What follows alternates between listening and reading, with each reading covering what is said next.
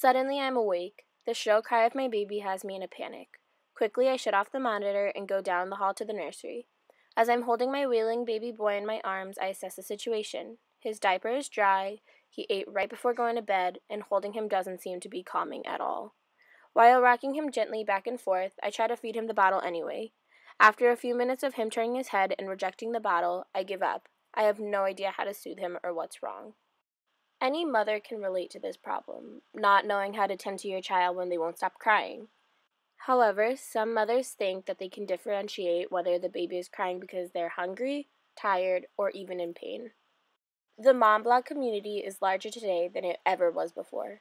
Now you can find a blog on anything from taking care of diaper rash to breastfeeding tips.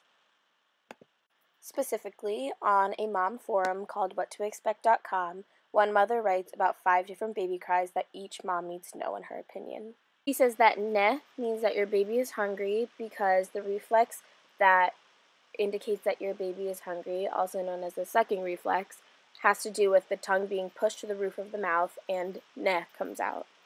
She says that "ow" means that your baby is sleeping because it's a reflex that they have after they yawn. She says that "heh" means that they're uncomfortable and they either need a new diaper or they're too hot or cold or they just need to be in a different position. She says that "ear" means they have gas in their lower abdominal and they need that to be alleviated. And finally, she says that "eh" means that your baby needs to be burped.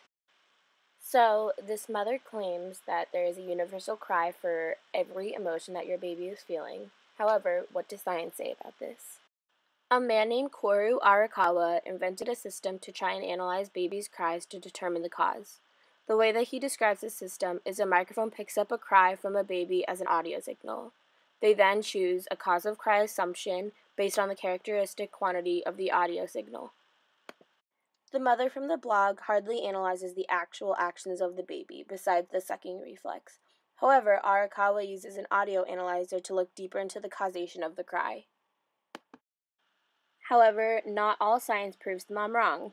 In the article The Natural History of Crying and Other Vocalizations in Early Infancy by P.H. Wolf, he states that at the time, infants cry differently when they're feeling different emotions. The cry of pain was one of the easiest cries to identify. This is because the face that people make when they're in pain is relatively universal and can be identified in babies very easily.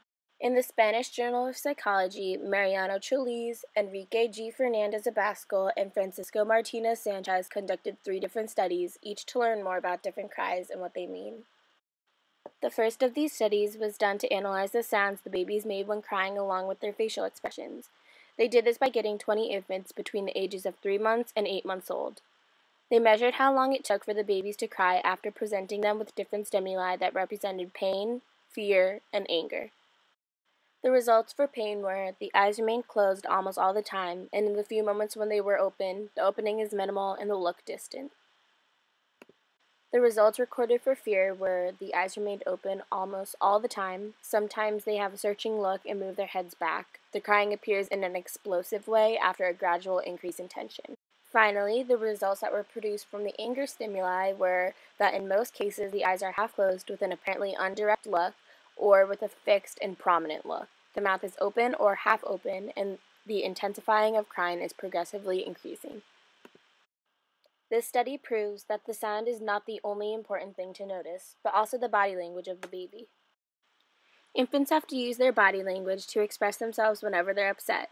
It's inevitable that newborn babies, no matter how good the parenting is, will cry. Learning the body language associated with each cry can help the parents deal with their babies better and tend to them faster.